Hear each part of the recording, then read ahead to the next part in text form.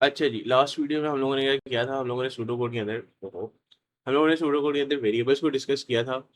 और हम लोगों ने देखा था कि वेरिएबल्स होते क्या हैं और वेरिएबल्स की टाइप्स क्या होती हैं एंड हम लोग इनको डिक्लेयर किस तरह करते हैं।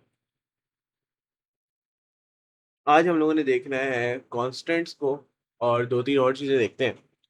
लेकिन उससे पहले मुझे एक चीज़ कर लेने दो और वो चीज़ ये है। अच्छा, कॉन्स्टेंट्स हमारे पास होते क्या हैं? हम लोग पहले इनको डिस्कस करते हैं एंड कैम्ब्रिज का पहले हम सिलेबस निकाल लेते हैं, फिर हम लोगों ने कॉन्स्टेंट्स को इधर देखना है। तो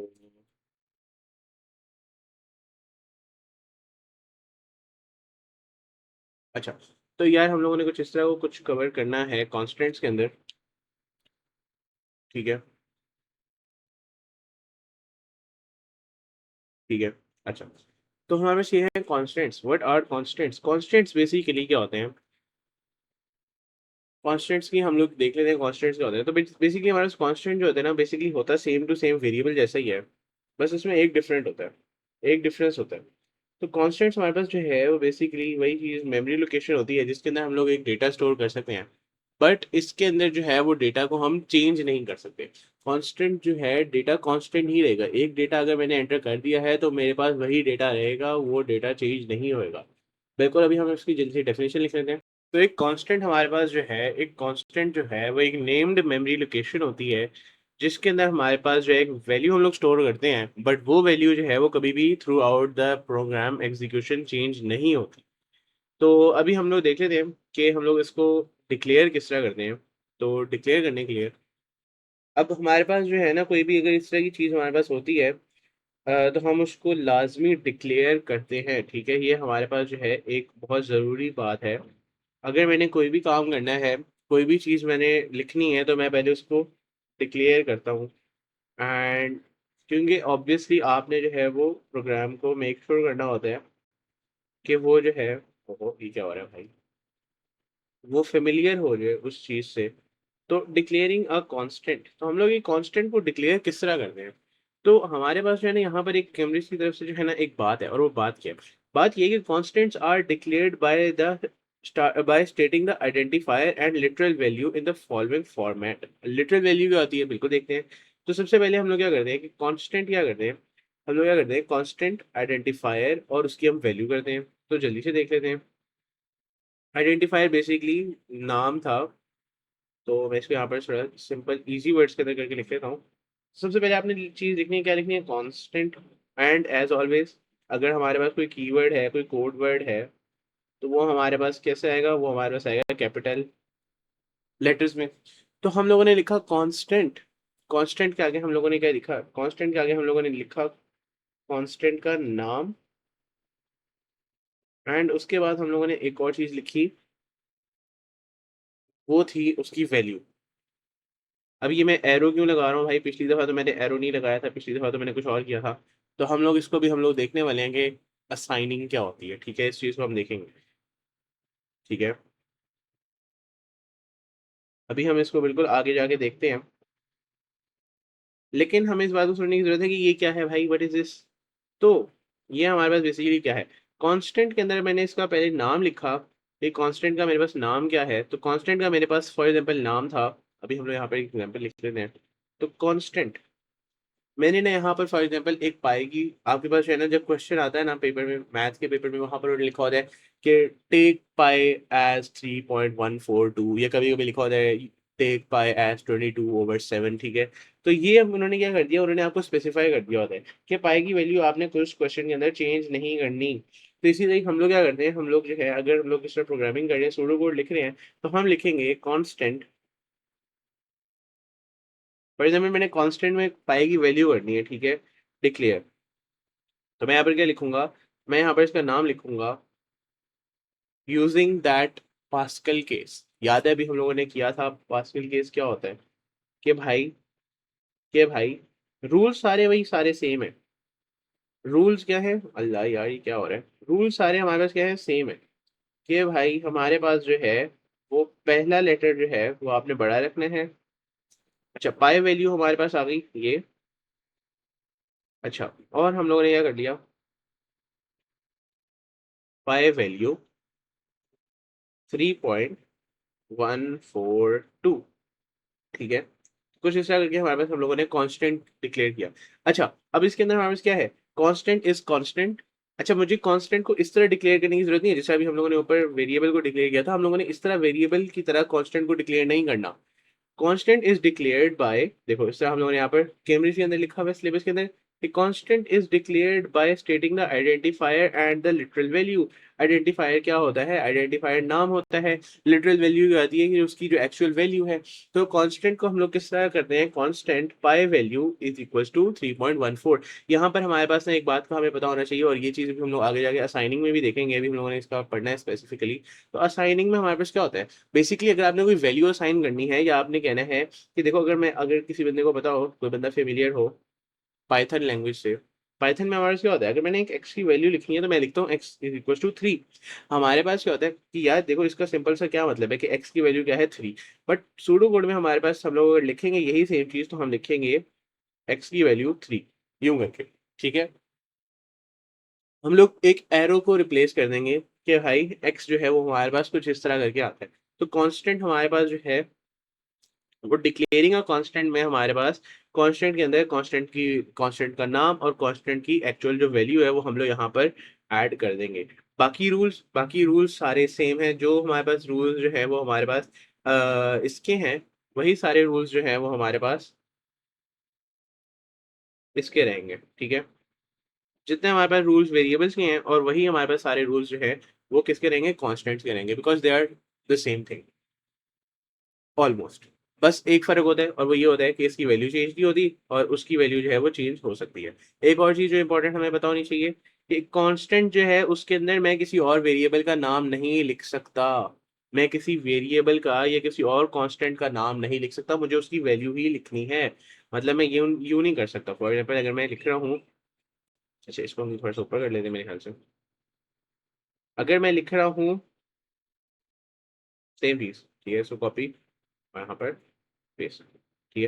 अच्छा, अगर मैं यहाँ पर लिख रहा हूँ, क्या लिख रहा हूँ मैं यहाँ पर अगर मैं लिख रहा हूँ constant equals to student marks, ठीक है, जो कि ऊपर हम लोगों ने वेरिएबल डिक्लेयर किया था, ठीक है, by the way, student marks. अगर मैं ये कर रहा हूँ, ठीक है, तो अगर ये वेरिएबल मेरे पास था स्टूडेंट मार्क्स और मैंने वही वैल्यू पाई वैल्यू की रख दी, ठीक है, या वही वैल्यू मैंने किसी कांस्टेंट की रख दी, तो यार ये हमारे पास गलत हो जाता है, हम लोग इस तरह नहीं कर सकते, ये पैटर्न अलाउड नहीं है, ठीक है। इस बात का हमें पता होना चाहिए लाजमी, ठीक है। तो हमारे पास सिंपल सी चीज़ क्या है, सिंपल सी चीज़ ये है कि अगर मैंने कोई कांस्टेंट डिक्लेयर करना है तो मैं किस तरह करूंगा, मैं लिखूंगा कांस्टेंट, उसका नाम लिखूंगा कांस्टेंट का, और आगे उसकी मैं वैल्यू लगा दूंगा डायरेक्टली। अभी हम लोग देख लेते हैं असाइनमेंट्स क्या होती हैं, ठीक है। तो एक हम लोग लगा देते हैं टॉपिक नंबर 3, असाइनमेंट। उम्मीद है वहां पर समझ आ गई होगी हमारे पास कि भाई उसके अंदर हमारे पास क्या चीज़ है, हमारे पास जो है वो कॉन्स्टेंट्स क्या होते हैं। अभी हम लोगों ने देखनी है असाइनमेंट्स।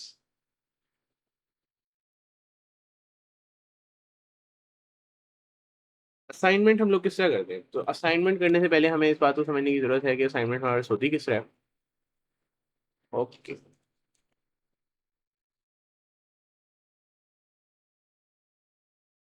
तो असाइनमेंट, यप।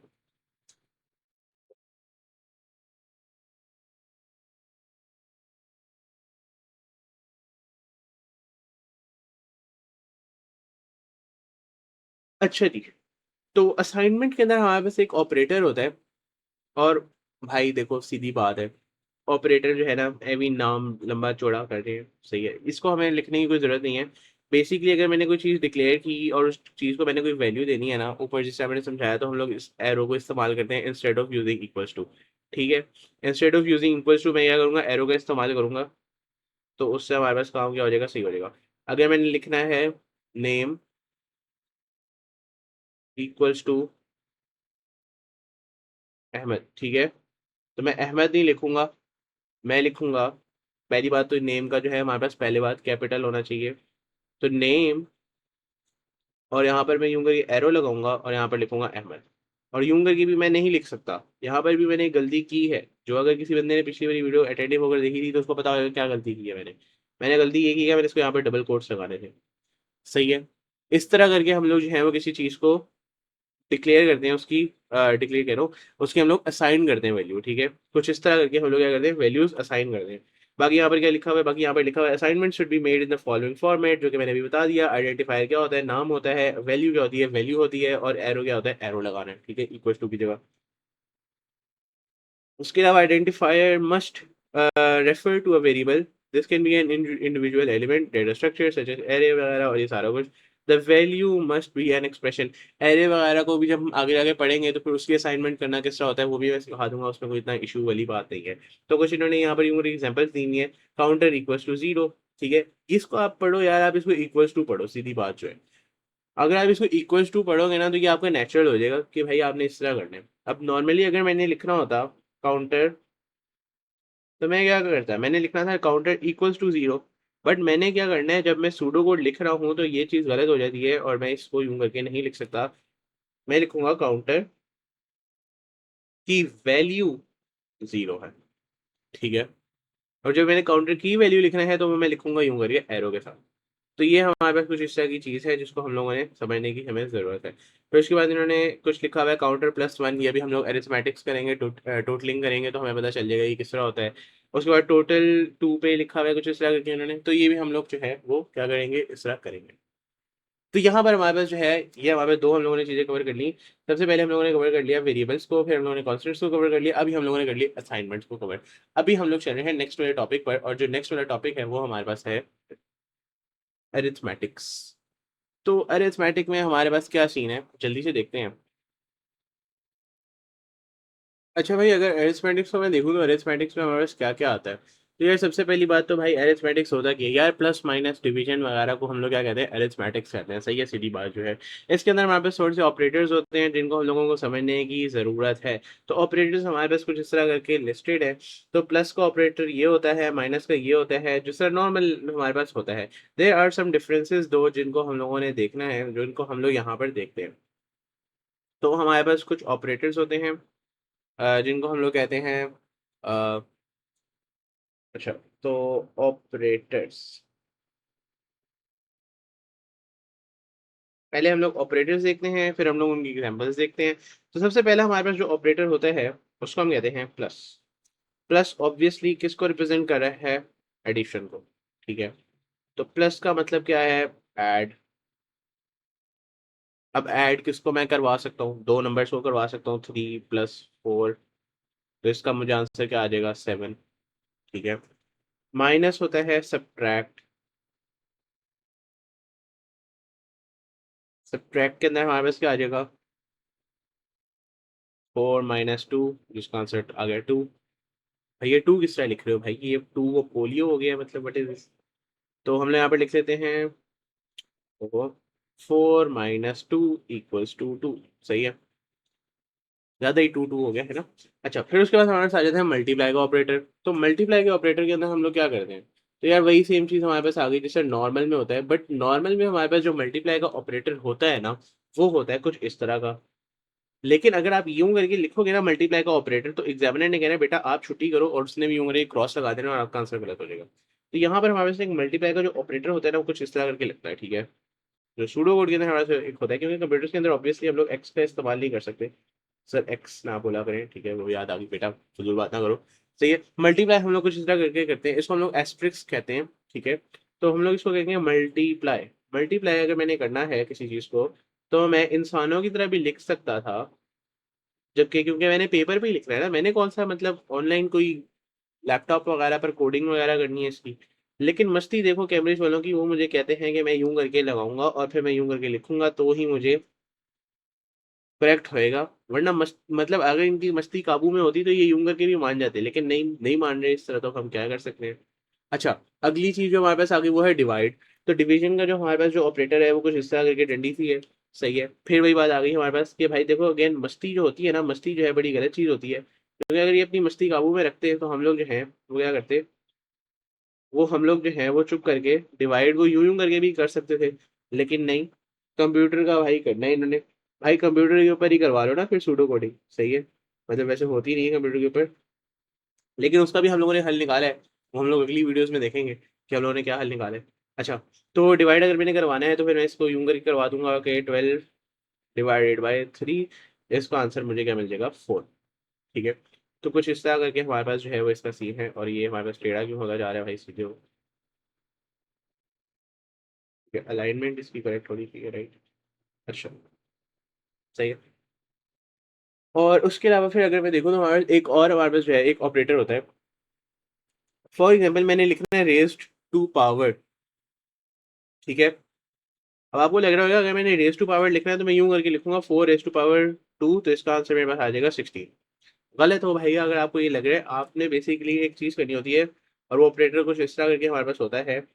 अगर आप जो हो वो अपने लैपटॉप के ऊपर शिफ्ट दबा के 6 लिखोगे, शिफ्ट दबा के जो 6 नंबर होता है जो ऊपर नंबर लाइन के अंदर लिखा होता है, वो अगर दबाओगे तो आपको मिलेगा रेस्ड टू पावर का ये सिंबल,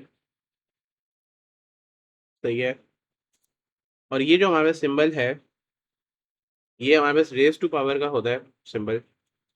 और अगर मैंने किसी चीज़ का करना है, जैसे कि फॉर एग्जाम्पल मैंने करना था 4 रेस टू पावर 2, तो मैं यूं करके करूँगा 4 raise to power 2 instead of 4 raise to power 2, ठीक है। तो हम लोगों ने कुछ इस तरह का करना है जिसका आंसर हमारे पास अगेन क्या आ जाएगा, 16 आ जाएगा। तो कुछ इस तरह की हमारे पास जो है वो इसके अंदर लॉजिक होती है। आई नो वियर्ड सी लॉजिक है, बट भाई अब हम क्या कर सकते हैं, we have to make peace with it. देखो जो जो बात कैम्ब्रिज ने कह दी है वो कह दी है, सही है। तो कुछ इस तरह करके हमारे पास जो है वो क्या आ गए, ऑपरेटर्स आ गए। इस बात का हमें पता लग गया कि हमारे पास ऑपरेटर्स इस तरह के। अभी अगर हम लोग इसकी थोड़ी सी एग्जांपल देखें ऊपर, तो खैर यही सारा कुछ इन्होंने यहाँ पर किया हुआ है, ठीक है। तो इसके अंदर हमारे बेसिकली क्या हो रहा है, इन्होंने यहाँ पर एक काम किया हुआ, answer equals to score multiply by 100 divided by maximum mark. इस तरह की एप्लीकेशन हम लोग आगे जाके देखेंगे, बनाएंगे हम, इनको टेंशन वाली बात नहीं है। अच्छा, अब हमारे पास ना दो चीज़ें और होती हैं। एक हमारे पास होता है, एक और ऑपरेटर हमारे पास होता है। बेसिकली उन्होंने इसको जो है ना एक थोड़ा सा एक ऑपरेटर हमारे पास होता है, और हम लोग कुछ इस तरह इसको यूं करके यूज़ करते हैं। तो फॉर एग्जाम्पल मैंने एक चीज़ डिवाइड करनी थी, फॉर एग्जाम्पल मैंने एक चीज़ डिवाइड करनी थी जिसका मेरे पास ना एक ना वो आ रहा था, वो समझते हो आप, वो रिमाइंडर, ठीक है। तो अब अगर मैंने रिमाइंडर फाइंड आउट करना है ना किसी चीज़ का, तो मैं पता क्या करूँगा, मैं एक हरकत करूँगा, और उस हरकत का नाम है मॉड, ठीक है, MOD। ये भी हमारे पास एक ऑपरेटर है, और ये हमारे पास क्या करता है, रिटर्न्स द रिमाइंडर।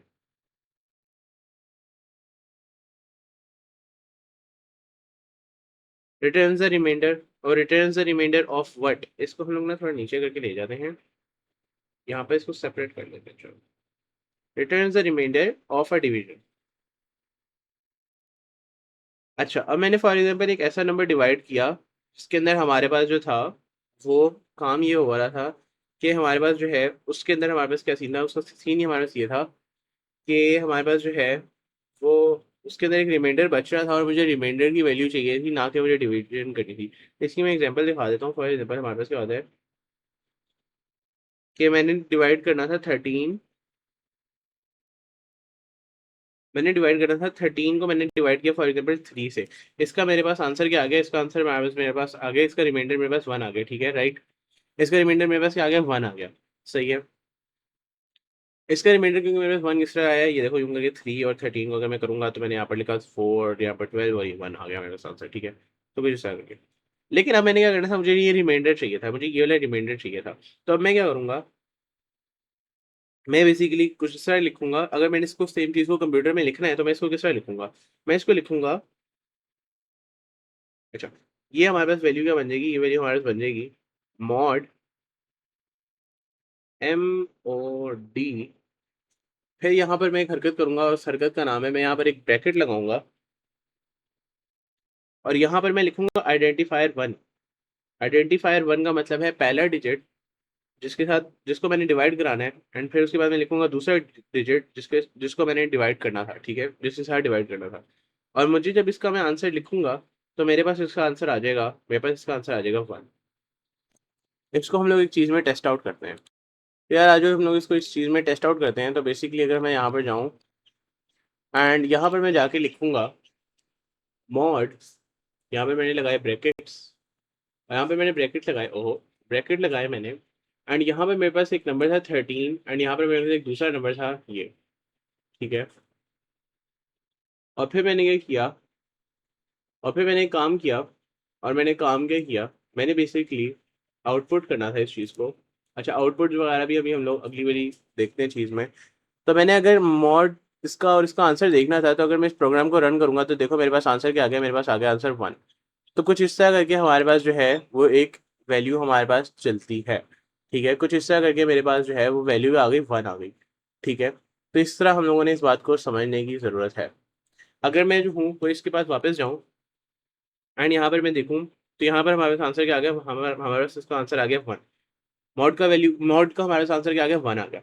इसी तरह हमारे पास एक और होता है, एक और हमारे पास जो है एक ऑपरेटर होता है, एंड उस ऑपरेटर का नाम होता है डिव, ठीक है। अब ये डिव वाला ऑपरेटर हमारे पास क्या करता है, लेट्स सी कि क्या करता है भाई ये।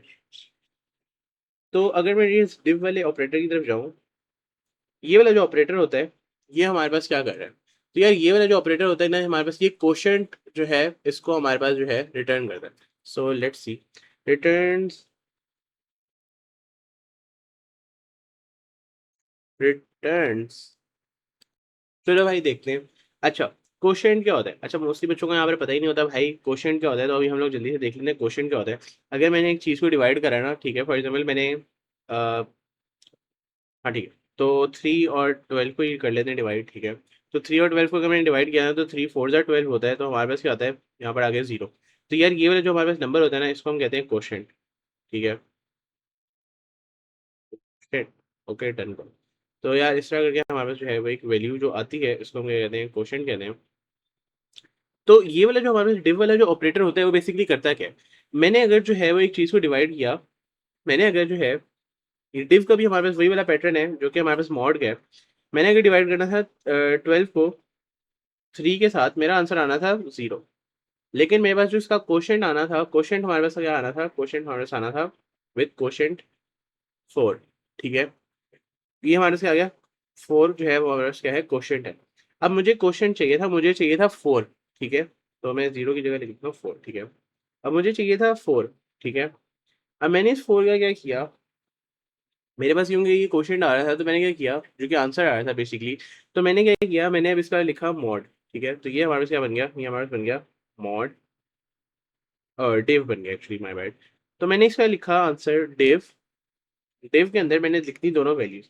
यहाँ पर मैंने लगाया ब्रैकेट, ब्रैकेट के साथ मैंने यहाँ पर लिखा 12, जिसको मैंने डिवाइड करना था उसके साथ मैंने लगाया कॉमा, एंड जिसके साथ डिवाइड करना था यानी 3 के साथ डिवाइड करना था, तो मैंने उसको लगा दिया दूसरा कॉमा। एंड जब मैं इसका आंसर निकालूंगा तो मेरे पास इसका आंसर क्या आएगा, 4 आएगा। इसको हम लोग चेकआउट कर लेते हैं।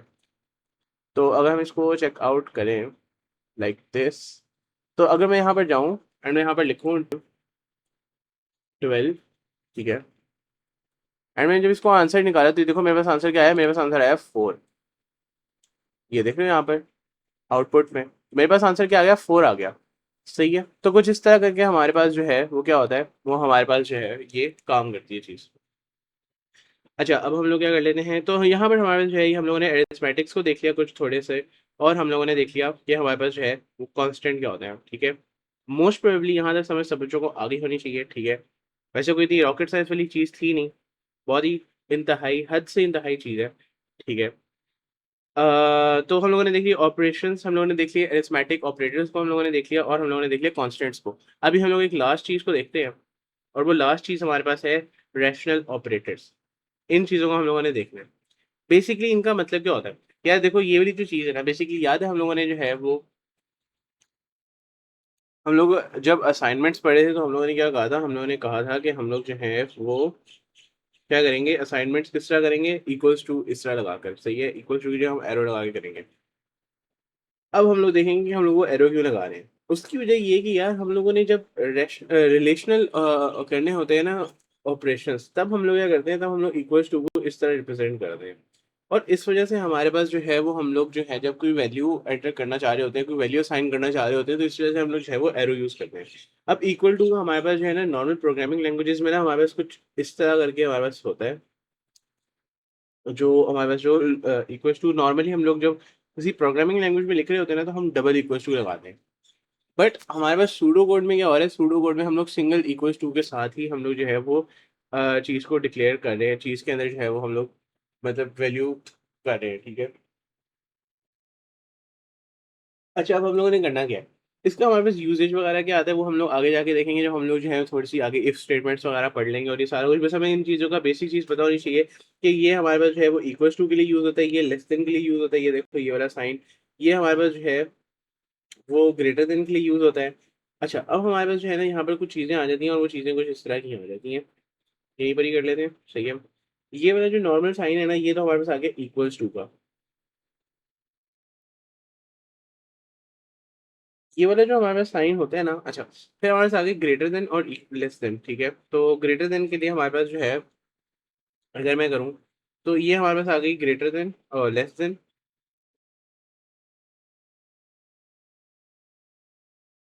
सही है। यहाँ पर ऐसा लिखा हुआ है, यहाँ पर लेस देन ही लिखा हुआ है ना, लेस देन।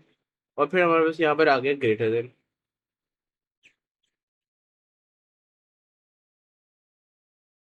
सही है।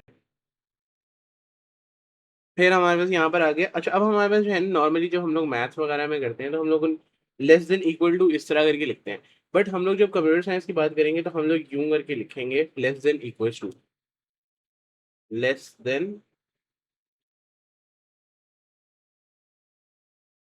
इक्वल टू, ठीक है। एंड ग्रेटर देन में भी यही आएगा, ग्रेटर देन,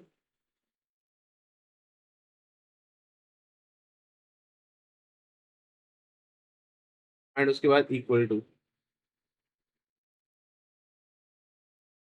तो कुछ इस तरह करके हमारे पास जो है ना वो सीन होता है। अच्छा, अभी क्या करना चाहिए, इसको हम लोग ट्रांसफर कर लेते हैं।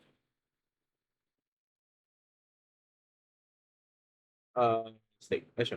तो हमारे पास कुछ इस तरह करके हमारे पास जो है ना वो वैल्यूज़ हमारे पास इस तरह करके आ जाती हैं।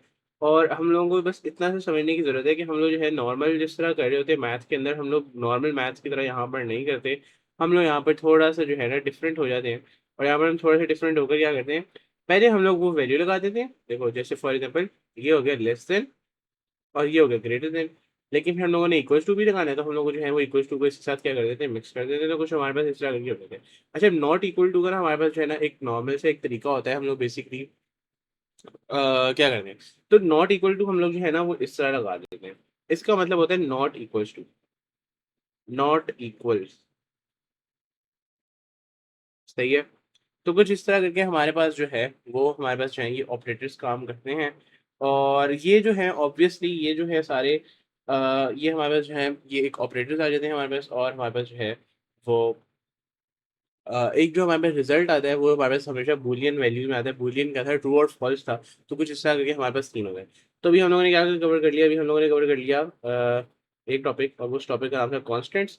फिर हम लोगों ने क्या कवर किया, असाइनमेंट को हम लोगों ने देखा। फिर हम लोगों ने देखा कि हमारे पास एरिथमेटिक्स से हम लोगों ने देख लिया। फिर थोड़े से ऑपरेटर्स वगैरह देख लिए और ये सारा कुछ। अभी हम लोगों ने बस यहाँ तक काम करा है और हम लोग जो है वो इससे आगे भी अगली वीडियो में देखेंगे। फिलहाल हमारे पास सिर्फ इतना सा ही काम है, ठीक है। तो हम लोगों ने ये देख लिया कि हम लोगों ने अगर जो है वो क्या करना होता है, अगर हम लोगों ने इक्वल्स टू करना है तो हम लोग जो है वो इक्वल्स टू का साइन यूज़ करेंगे। लेस देन करना है तो नॉर्मल लेस देन वाला साइन यूज़ करेंगे।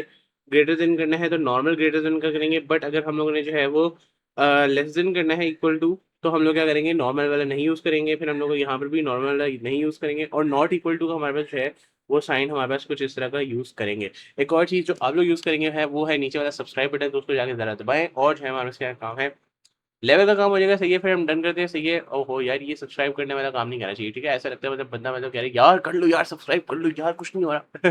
सही है, चलो डन करो यार, सही है। फिर यहाँ पे तक हम लोग जो है देख लिया। अगली वाली चीज़ जो है वो हम लोग जो कवर करेंगे वो है आउटपुट एंड इनपुट स्टेटमेंट्स अगली वाली वीडियो के अंदर। और अभी हम लोग जो है क्या करते हैं, यहाँ तक डन करते हैं इस काम को। और मिलते हैं फिर अगली वाली वीडियो में, तब तक के लिए अल्लाह हाफिज़।